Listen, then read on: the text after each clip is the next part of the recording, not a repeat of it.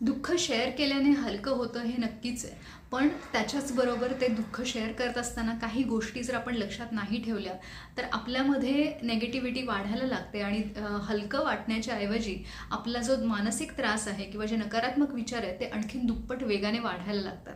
तर अशा कुठल्या गोष्टी आहेत की जे दुःख शेअर करताना विशेषतः आपण लक्षात ठेवायला पाहिजेत, नाहीतर ते हलकं होण्याच्या ऐवजी दुःख आणखीन वाढायला लागतं किंवा आपण त्या दुःखामध्ये जास्त अडकायला लागतो आणि त्याच्यातून वे आउट शोधण्यासाठी किंवा बाहेर पडण्यासाठी जे आपले प्रयत्न चालू आहेत ते अपुरे व्हायला लागतात आणि आपल्याला त्याच्यामध्ये यश मिळत नाही.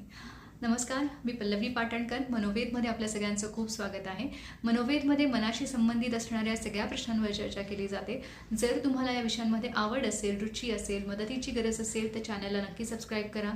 चॅनलवर रोज एक शॉर्ट अपलोड केला जातो. आठवड्यातून 4 व्हिडिओज येत असतात आणि प्रत्येक व्हिडिओमध्ये आपण आपल्या मनाशी संबंधित गोष्टी बोलत असतो. तर आज आपण जे बोलत आहोत ते दुःख शेअर करण्याबद्दल बोलतो आहोत. की बऱ्याचदा लोक हा अनुभव घेतात, म्हणजे प्रत्येक जणच त्यांना शेअर करणं ही प्रत्येकाची एक नीड असते, गरज असते, भावनिक मानसिक गरज असते. की मला काहीतरी त्रास होतोय, माझ्या बाबतीत काहीतरी घडतंय आणि मला ते त्रासदायक होतंय किंवा माझ्या भावना खूप जास्त नेगेटिव्ह होत आहेत आणि मला ते कोणाला तरी बोलून दाखवायचं आहे. तर माझ्यावरती किती अन्याय होतोय, मला किती वाईट वागणूक मिळते आहे किंवा माझ्या बाबतीत खरंच किती दुर्दैवी घडतं आहे, मी किती दुर्दैवी आहे किंवा मी किती बिचारी आहे आणि माझं दुःख किती मोठं आहे, हे असं कुठेतरी मनामध्ये असतं आणि त्या भावना समोरच्याने समजून घ्याव्यात किंवा अशाच शब्दामध्ये आपल्याला बोलून दाखवाव्यात, जेणेकरून आपलं दुःख किती व्हॅलिड आहे हे तपासून बघण्यासाठी हा सगळा आटापिटा चाललेला असतो आणि त्याच्यासाठी शेअर केलं जातं.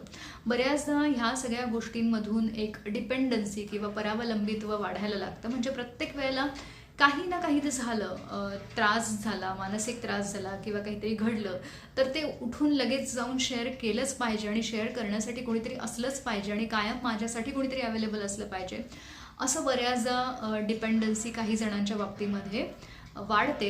आणि मग प्रत्येक वेळेला तुमच्यासाठी कोणीतरी अवेलेबल असेलच असं नाही आहे आणि त्या माणसाला सुद्धा त्याच्या आयुष्यातल्या काही प्रायोरिटीज असतात, काही महत्त्वाच्या गोष्टी असतात. त्यामुळे प्रत्येक वेळेला तुम्हाला काहीतरी झालं तर तुमचं दुःख ऐकण्यासाठी त्याने उपस्थित असावं किंवा त्याने त्याचा वेळ आपल्याला बाजूला काढून द्यावा आपलं ऐकण्यासाठी, आपलं दुःख ऐकण्यासाठी, ही अपेक्षा करणं जे आहे ते वास्तवाला धरून नाही आहे किंवा ते रॅशनल नाही आहे, हे समजून घेणं गरजेचं आहे.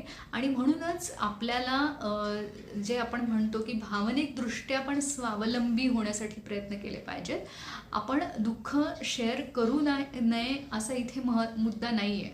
दुःख शेअर नक्की करावं, पण ते करत असताना काय गोष्टी आहेत, कुठल्या गोष्टी आहेत ज्या आपण लक्षात ठेवल्या पाहिजेत.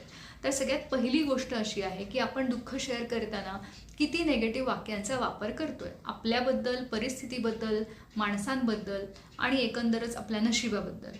म्हणजे आपण वारंवार अशा काही वाक्यांचा वापर करतोय का की मी दुर्दैवी आहे किंवा सतत माझ्या वाट्याला दुःखच येतं किंवा माझ्यासारखं दुःख कोणाच्याच वाट्याला येत नाही किंवा मी कमनशिबी आहे किंवा आता हे सगळं खूप जास्त माझ्या डोक्यावरती म्हणजे ओव्हरवेल्मिंग होतं आहे, मला याच्यातून बाहेरच पडायला काही मोकळा रस्ताच नाही आहे किंवा सगळं माझं आयुष्यच संपलेलं आहे आणि नेहमीच माझ्या बाबतीत असं वाईटच घडत राहतं. तर अशा पद्धतीची वाक्य ही अशी किंवा याच्यापेक्षा वेगळी असतील. पण जिथे आपण सतत दोष देतोय, सतत आपण तक्रार करतो आहोत, कंप्लेंट्स करतो आहोत आपल्याबद्दल, लोकांबद्दल किंवा आयुष्याबद्दल, तर ती सवय आपल्याला लागून जाते आणि आपण तिथे शेअर करत असताना सतत आपण कंप्लेनिंग मोडमध्ये जेव्हा जातो, तक्रारीच्या सुरामध्ये जेव्हा जातो ना, तेव्हा प्रत्येक वेळेला काही ना काहीतरी घडलं तर त्याची तक्रारच करत राहणं आणि मी किती दुर्दैवी आहे किंवा माझ्या वाट्याला कसा त्रास येतोय, अशा पद्धतीचे बोलणं ही एक सवय आपल्या मनाला लागून जाते आणि त्याच्यामुळे मग मला काहीतरी करायचं आहे त्या दुःखातून बाहेर पडण्यासाठी, त्या त्रासातून बाहेर पडण्यासाठी. माझा काहीतरी रोल आहे, माझी काहीतरी जबाबदारी आहे किंवा माझ्या हातामध्ये बऱ्याचशा गोष्टी आहेत, याकडे लक्षच जात नाही. लक्ष कुठल्या गोष्टींकडे जातं की मी किती दुर्दैवी आहे, लोक माझ्यावरती कसा अन्याय करतायत, परिस्थिती माझ्यावरती कशी वाईट आलेली आहे, माझ्याच बाबतीत कशा वाईट गोष्टी घडत आहे आणि मी किती हतबल आहे, मी किती हेल्पलेस आहे आणि आता मी काहीच करू शकत नाही. अशा त्या थाटामध्ये त्या सगळ्या गोष्टी बोलल्या जातात आणि मग त्याच्यामुळे काय होतं, ती सवय तर लागतेच तुम्हाला आणि तुमच्यातली नेगेटिव्हिटी खूप वाढायला लागते. म्हणजे तुम्ही जितकं दुःख शेअर करताना जितकं नेगेटिव्ह वाक्य बोलताय स्वतःबद्दल, परिस्थितीबद्दल, लोकांबद्दल, तितकं तुम्ही ते दुःख शेअर केल्यानंतर सुद्धा ते कंटिन्युअस एखाद्या रेकॉर्डसारखं तुमच्या डोक्यामध्ये चालू राहतं की मी किती दुर्दैवी आहे, माझ्यावर कसा अन्याय झाला आहे, माझ्या बाबतीत कसं वाईट घडलं आहे, दुःखाचा डोंगर कसा कोसळला आहे आणि आता कसं सगळं संपलं आहे.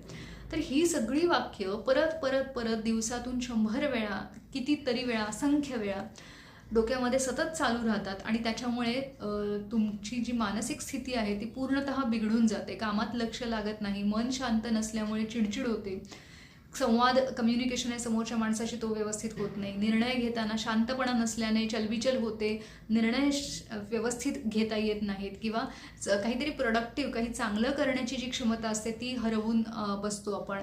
दिवसातले जे छोटे छोटे मोठे आनंद आहेत त्या आनंदांकडे ती घेण्याची क्षमता राहत नाही किंवा स्वतःसाठी काही करण्याची जी मानसिकता असते ती निघून जाते, ती हरवून जाते.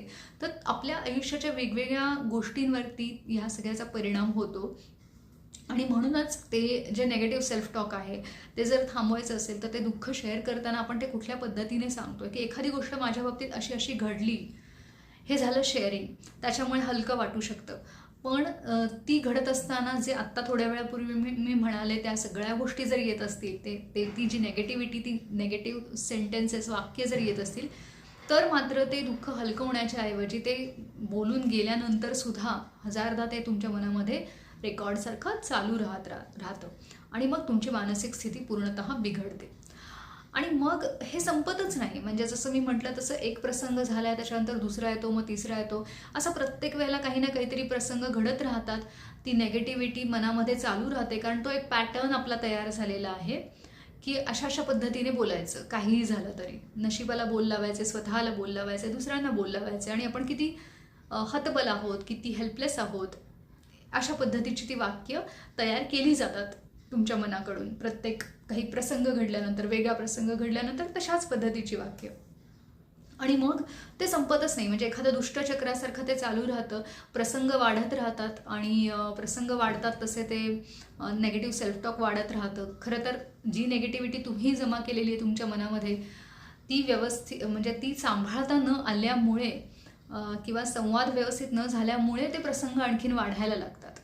म्हणजे एखादा नेगेटिव्ह प्रसंग घडला आहे, तो मनामध्ये तसाच ठेवला आहे, त्याच्यातून काही मार्ग नाही काढला आहे, ती नेगेटिव्हिटी मनामध्ये चालूच आहे, तर तसेच प्रसंग परत परत घडत राहतात. म्हणजे ते व्हायब्रेशन्स आपल्या विचारांमधनं, आपल्या थॉट्समधनं बाहेर पडतात आणि तशाच गोष्टी आयुष्यामध्ये आपण आकर्षित करायला लागतो. तर अशा पद्धतीने आपल्याला ही गोष्ट सांभाळली पाहिजे की कंप्लेनिंग मोड, सतत बोल लावणं, आपण आपल्याला दुर्दैवी समजणं, ह्या गोष्टी आपण तिथे टाळल्या आणि केवळ आपण काय घडलं आपल्या बाबतीमध्ये आणि आपल्याला कसं वाटलं इतकंच सांगितलं तर ते हरकत नाही आहे. त्याच्यामधनं तुम्हाला रिलीफ मिळू शकतो, शांत वाटू शकतं की जे काही होतं ते मनावरचं ओझं उतरल्यासारखं जी फिलिंग असते ती हवी असते तुम्हाला, तर ती जरूर घ्यावी. पण त्याचे रेपिटेशन्स आहेत, नेगेटिव्ह गोष्टी सतत उगाळत राहणं आहे, रडत बसणं जे आहे ते तिथे आपल्याला टाळणं गरजेचं आहे. दुसरी गोष्ट की कोणाशी आपण शेअर करतोय, किती शेअर करतो आहोत हे पण महत्त्वाचं आहे. कारण बऱ्याचदा असं होतं की त्याचा समोरच्या माणसाकडून गैरफायदा घेतला जातो, चुकीचा वापर केला जातो त्या माहितीचा. त्याच्यामुळे आपण कोणाशी शेअर करतोय आणि किती प्रमाणात शेअर करतोय ह्याचं भान नक्की ठेवावं प्रत्येकानेच. तर अशा पद्धतीने आपल्याला त्या गोष्टी फक्त मनावरचा भार हलका करण्यासाठी वापरायच्या आहेत. त्याची सवय आपल्याला लावून घ्यायची नाही आहे. स्वतःच सांभाळणं हे सगळ्यात महत्त्वाचं आहे. ते आपल्याला आयुष्यभरासाठी उपयोगी पडणारं आहे कारण आपण आपल्यासाठी नेहमीच असणार आहोत. त्याच्यामुळे आपल्याला सशक्त करणं, आपल्या स्वतःच्या भावना सांभाळण्यासाठी, त्याच्यासाठी आपल्याला जास्तीत जास्त मन रिलॅक्स करण्यासाठी वेगवेगळे जे प्राणायाम आहेत, पॉझिटिव्ह ॲफर्मेशन्स आहेत, त्याचा जास्तीत जास्त वापर करणं. त्याच्यासाठीचे बरेच व्हिडिओज ऑलरेडी आपल्या चॅनलवरती आहेत, ते तुम्ही बघून त्याची प्रॅक्टिस सुरू करू शकता जेणेकरून तुम्हाला स्वतःच्या भावना स्वतः सांभाळायला मदत मिळेल.